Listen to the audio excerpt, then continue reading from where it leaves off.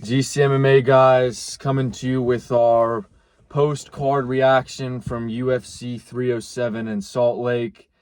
And boys, just before we get into anything else, we're very loud when we win and we have good cards, and we just want to address the fact, guys, we went 4 for 4 on this card, basically fucking coin flip, which is a rare occasion. Let's just get that out of the way. But guys, realistically, we should have been 6-2 on this card. Yeah, boys, this might have to be like the most corrupt UFC card I've ever watched, boys. Like we'll get into all this, but like I don't think I can remember a time where there's been as many judges and referees doing whatever the fuck they want to do. Like literally, it feels like every fight on this card had a new rule set than the one before it. Guys, starting off, Court McGee versus Tim Means. This is not one of the ones that was subject to have gone our way. Guys, the thing is that sometimes whenever we just go all in on a fight and we say shit like we did about Court McGee, he doesn't give a fuck about this fight. He's going to quit at any moment. Guys, sometimes that goes our way and sometimes it doesn't. Like, the one thing I hope everybody that watches our videos can appreciate is that we don't bullshit whenever we predict these fights or anything. Like, we don't stray away from how we feel.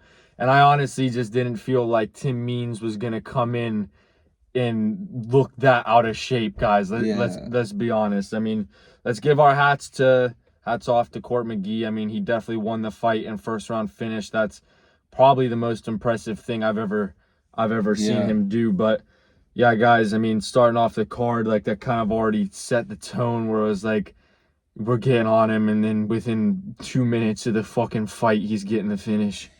Yeah, Tim Means did not show up to win the fight. He showed up to get a paycheck. Obviously, like, he looked super out of shape in there. And it literally, like, if you go and rewatch before the fight started, it looked like he was gassed from, like, the walkout. The dirty bird. The dirty bird had a few dirty drinks in camp or some shit. Like, yeah, guys, whenever he was walking out, I told him, I said that when you really look at Tim Means, he kind of reminds me of like Tom Brady's shithead little brother that got in a cage fighting, and he definitely fought like that as well. Next fight, guys, Ryan Spann versus OSP. This was not surprising whatsoever. I knew that with Ryan Spann coming off 3 losses, he had his back against the wall. And OSP, like, as much respect as we can give to him, he's old as fuck. And he basically just completely got steamrolled in that fight. I'm not surprised whatsoever. And the thing about Ryan Spann is I've always picked him, against Anthony Smith the second time, against Nikita Krylov, because the guy's not bad. He just, like, seems like he doesn't give a fuck half the time, that he comes in to these fights. So I'd like to see him discipline, actually trying, and he could be something inside of that division for sure. Yeah, he has a skill set to actually do some damage in that division, but his mindset is a thing that needs to get fixed.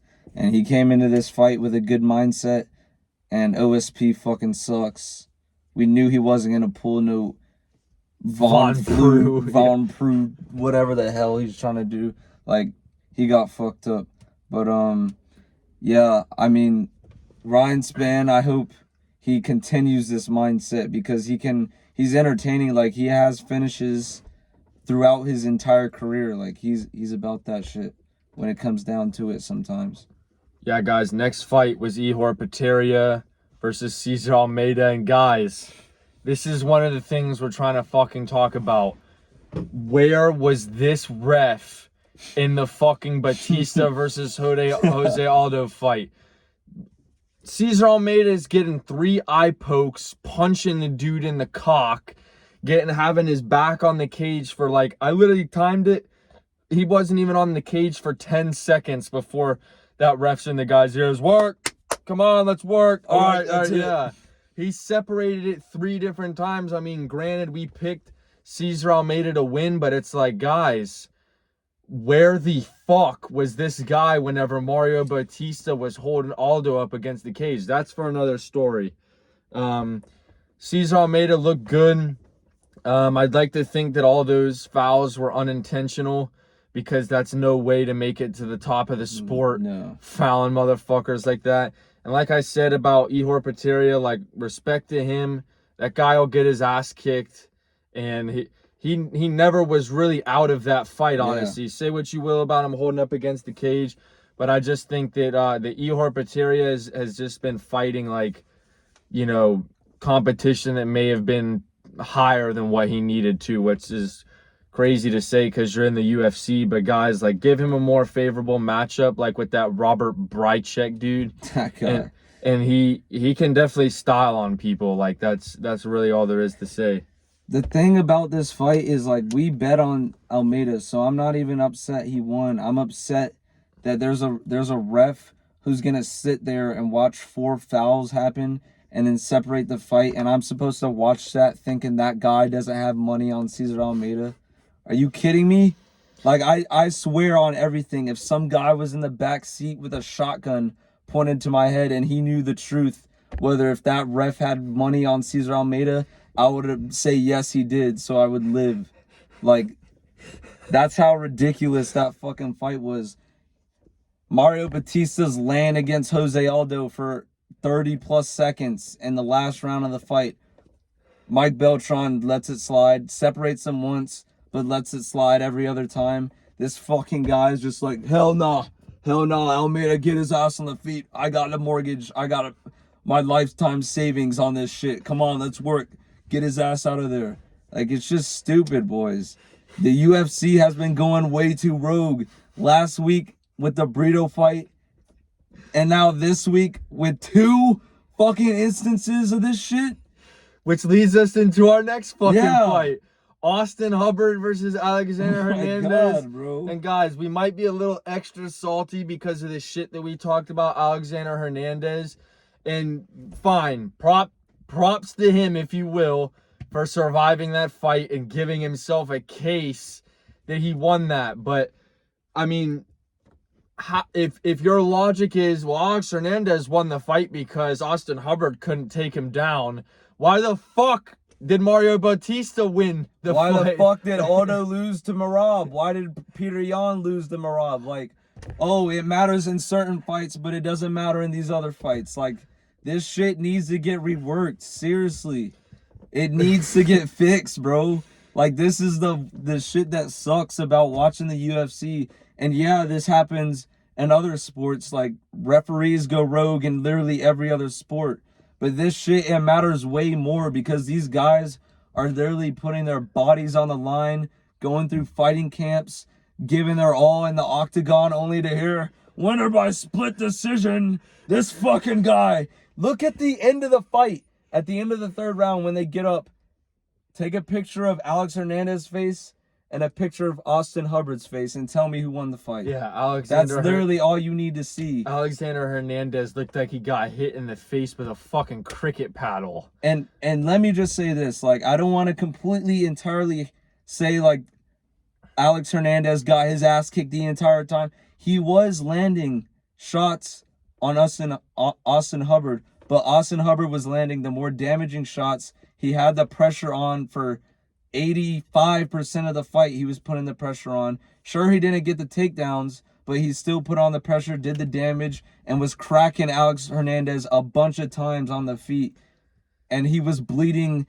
Dude, like, it literally looked like somebody put him in a trash can and rolled him down a hill, and then when he came out is what he looked like at the end of the fight. It's so ridiculous. Yeah, boys, at least Joaquin Buckley didn't go rogue. I mean, whatever you want to say about Wonder Boy being 41, like, when was the last time you saw Wonder Boy get knocked out? Yeah. Like, Joaquin Buckley, like, he definitely belongs in that division. I agree with his call out of Kamaru Usman.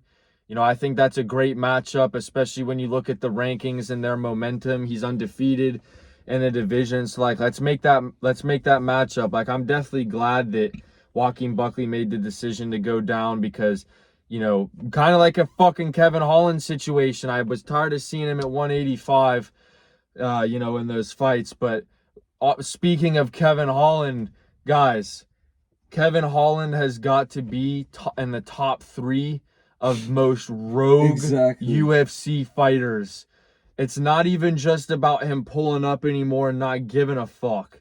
He's gone on another rogue level. Like, he increased his level of just doing stupid shit, bro. And getting injured. Like, guys, that sucks because he was literally rocking Roman Dolidze on the feet, and as soon as he gets taken to the ground, whether it's his fault or not that he gets these injuries, it's like, guys, how can we pick him when shit like that is happening? Like, it's just so random and fucking unpredictable. Yeah, and it's not just like one fight. It's across a bunch of fights in his career. He's getting injured, or he's getting shinned and held on the ground to people he shouldn't be. Like, it's ridiculous with this guy.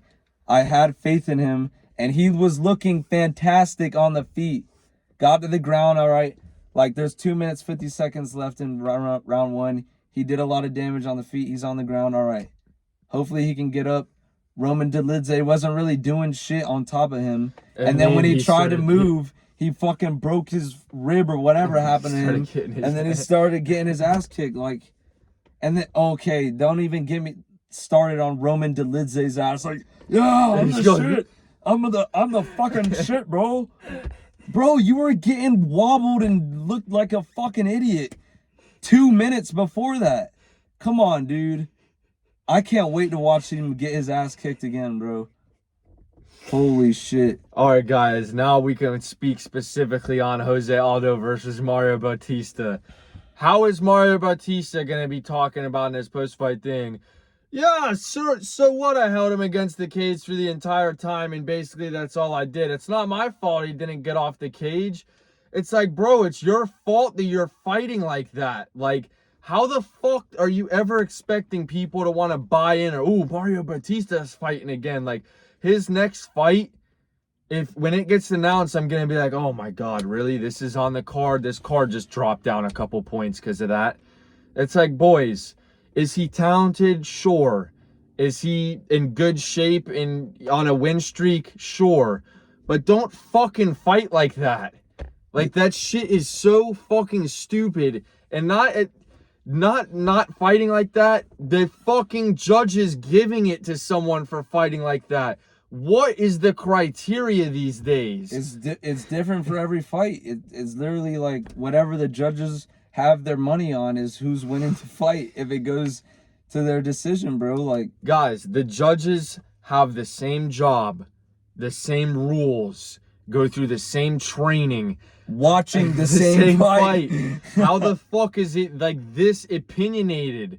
It's not even about, oh, you know, like they have different political views, so, you know, maybe they value this more than they value that. It's literally you're watching a fucking fight. How is it even up to debate who's doing more damage and who's fighting as a crotch sniffer just holding someone? The last time I checked, like, you holding someone against the cage, how are you beating them in a fight? Exactly. Round one, I will say Mario Bautista won round one.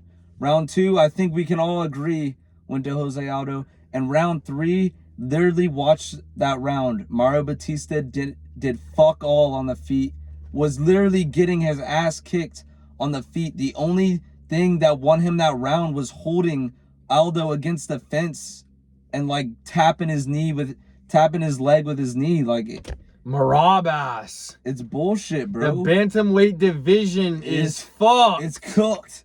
That division went from being fine, like literally a few weeks ago, to being completely fucked. Guys, please give me Peyton Talbot versus Mario Bautista. Please.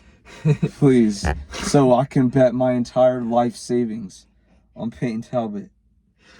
Guys, on to the main event. Alex Pereira versus Khalil Rountree.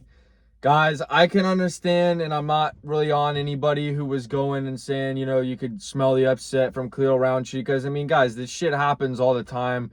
There's upsets. It's just like this was not one of those moments. I will say Khalil Rountree definitely put up a pretty good fight.